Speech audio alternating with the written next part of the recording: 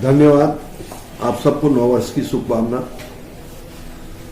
आप सबका भविष्य विकसित हो और हमारा देश समृद्धशाली हो और कोरोना की महामारी से हम बचे। तैयारी के पहले मैं आपको कोरोना की कुछ जानकारी देना चाहूंगा। इस जानकारी में भारत की जनता और सरकार दोनों का दायित्व आता है। कोरोना की तीसरी लहर आने के 40 दिन पहले, लगभग 1.5 माह पहले, हम भारत सरकार, महाराष्ट्र सरकार से विनम्र प्रार्थना कर रहे हैं कि कोरोना की महामारी बढ़ने के पहले विदेशों से जो हमारे यात्री आ रहे हैं उनका क्वारंटाइन किया जाए, जो कि अनेक कंट्री में 14 दिन का होता है। उस पर हम फिर तीसरी बार सक्षम नहीं रहे कंट्रोल करने में, इसलिए महामारी यहाँ आ गई है। और अभी आपको जो फिगर मिल रहा है वो शायद 30,000 प्रतिदिन के मिल रहे हैं। बहुत जल्दी 3 लाख प्रतिदिन हो जाएंगे, बहुत जल्दी 10 लाख प्रतिदिन हो जाएंगे। यह समीक्षा भारत सरकार के विश्वस्त लोगों की है, वर्ल्ड की है, क्योंकि आज अमेरिका में 10 लाख पेशेंट प्रतिदिन आ रहे हैं, वहीं 2 लाख पेशेंट्स लंदन में आ रहे हैं, यूके में, वहीं इंडोनेशिया है, मलेशिया है, फिलीपींस है और अन्य कंट्री में आ रहे हैं। इसमें इजराइल जो सबसे ज्यादा कंट्रोल करता था वहां भी आ रहे हैं, रशिया के अंदर भी काफी आ रहे हैं, रसिया है, तंजानिया है। खैर, कोरोना महामारी है, सबको मालूम है। इसमें सावधानी रखना सरकार बार बार घोषणा करती है। उसके बाद में इलाज करना।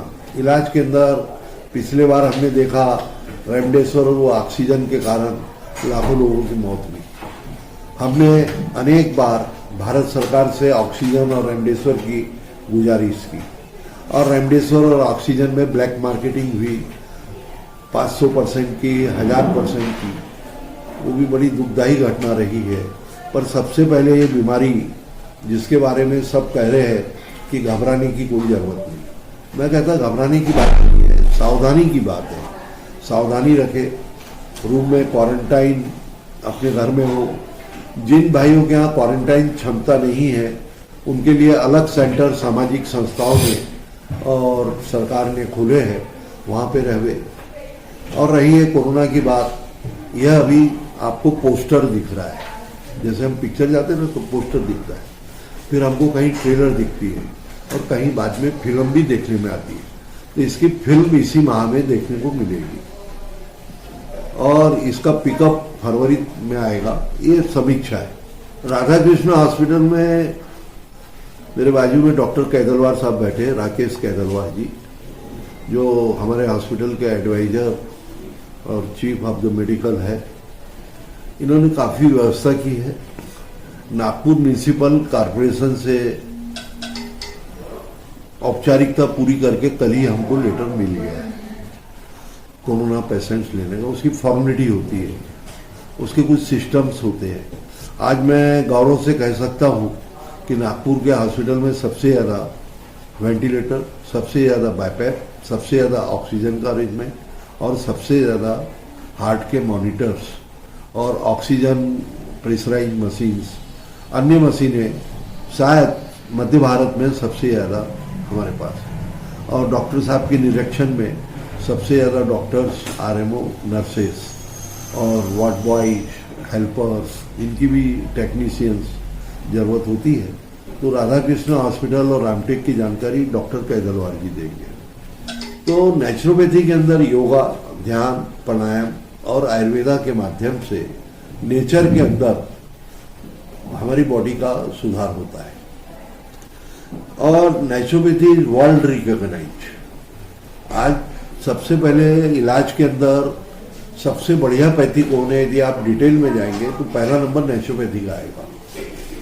देखिए, जहां ऑपरेशन करना है वहां एलोपैथी इज द बेस्ट, पर एलोपैथी के पहले नेचुरोपैथी पहले। तो नेचुरोपैथी को सबसे पहले नेचर लगता है। तो हमने रामटेक क्षेत्र के अंदर 4 एकड़ में नेचुरोपैथी सेंटर का प्लानिंग किया है। क्योंकि आप सब जानते हैं राधा कृष्ण हॉस्पिटल कोविड की सुविधाओं में और सभी हेल्थ केयर सुविधाओं में अग्रसर रहा है। हमें जो फर्स्ट वेव सेकेंड वेव में जो एक्सपीरियंसेस और अनुभव आए हैं, उसी तरीके से जो नई वेव आई है उस विषय में हमें कुछ गाइडलाइन सरकार ने, मिनिस्ट्री ऑफ हेल्थ वेलफेयर ने, हमारे म्यूनसिपल कमिश्नर्स, म्यूनसिपल काउंसिल्स, उनके हेल्थ इंस्पेक्टर्स ने, और महाराष्ट्र की कोविड टास्क फोर्स है, उनसे भी कुछ प्राप्त हुआ है। तो उनके सभी के जो अनुभव है, उनकी खुद की स्टडी है, और जो वर्ल्ड हेल्थ ऑर्गेनाइजेशंस और इंटरनेशनल ऑर्गेनाइजेशंस है, उनके सभी कंसर्न्स के हिसाब से हमने अपनी तैयारियां की है, जिसमें से प्रमुख तैयारियां ऐसी हैं कि हम लोग ज़्यादा से ज़्यादा आइसोलेशंस बना पाए। आइसोलेशन सुविधा में हमारे पास जो भी रूम्स है उसमें सभी जगह ऑक्सीजन की सुविधा हो। अस्पताल में जो ड्रग्स लगती है इस डिसीज़ के संबंधित, उसकी अवेलेबिलिटी हो। जो इन्वेस्टिगेशंस हमको फास्ट लगती है, उस इन्वेस्टिगेशंस प्रॉपरली हमारे पास नोटिफाइड हो। ऑक्सीजन की सुविधा के लिए हमारे पास पिछली बार कोई ऑक्सीजन प्लांट नहीं था, पर ईश्वर की दया से और कुछ अच्छे सहभागियों की वजह से हमें ये डोनेशंस भी प्राप्त हुए। वो प्लांट भी हमारा ऑपरेशनलाइज हो गया, जिससे हमको भविष्य में ऑक्सीजन की कोई भी कमतरता नहीं रहेगी। इसकी पूरी की पूरी हमने व्यवस्था कर ली है। हमारे जो डॉक्टर्स हैं, स्पेशलिस्ट है, जो कि लंग्स संबंधित, जैसे पल्मोलॉजिस्ट बोलते हैं, मेडिसिन, आईसीयू संबंधित डॉक्टर्स हैं, हार्ट के कुछ मरीज इसमें हार्ट संबंधित डॉक्टर्स हैं। तो पूरी डॉक्टरों की टीम जो है हमारी, पूरी की पूरी टीम्स के हमारे ट्रेनिंग्स, प्रोग्राम्स और रेक्टिफिकेशन हो चुके हैं, उनके पूरे हमने प्रोटोकॉल सेट कर लिए। तो इस प्रकार से पूरे हॉस्पिटल में 150 बेड हमारे जो है, उस हिसाब से हम लोगों ने पूरी व्यवस्था की है।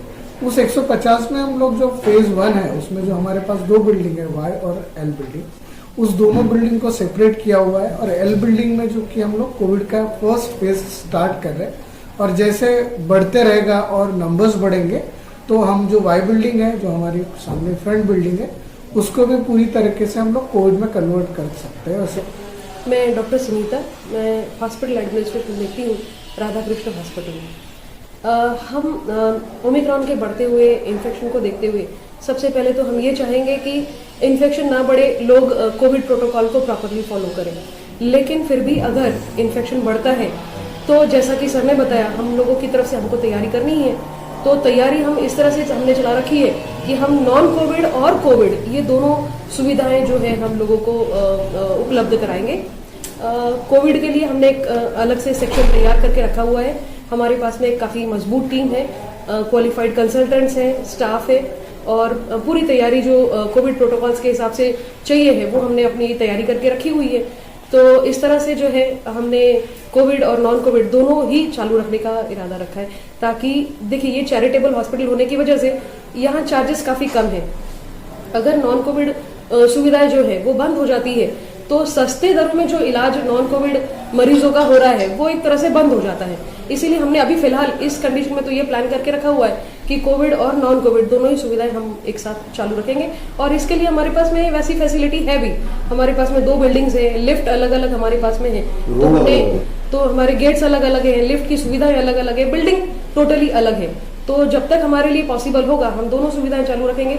इसके बाद जैसा कि हम नहीं चाहते हैं कि संक्रमण बहुत ज्यादा बढ़े, अगर होता है तो हम पूरी तरह से कन्वर्ट होंगे, और उसके लिए भी हमारी पूरी टीम जो है, सुसज्ज टीम हमारी जो है वो पूरी तरह से तैयार है। जैसा कि सर ने बताया कि we consider him inspirational personality. मैं भी जब से इस ऑर्गेनाइजेशन से जुड़ी हूँ, मैंने देखा है काफ़ी जोश के साथ में सुबह से जो 5 बजे से जो इनका क्रम शुरू हो जाता है, काम करने की जो कैपेसिटी इनकी है, से लेकर रात तक अविरत बिना थके ये जो काम करते रहते हैं, इन्हीं से हम लोगों ने मोटिवेशन बनाया है, हासिल किया है। और बस इनकी राह पे हम लोग चलते रहना पसंद करेंगे, और हम दुआएं करते हैं ईश्वर से कि इनको हेल्दी और प्रॉस्परस लाइफ आगे मिले, और इसी तरह से ये हमको प्रेरणा देते रहे और हम इनसे इंस्पायर्ड होकर हम भी अच्छा कार्य करते रहे।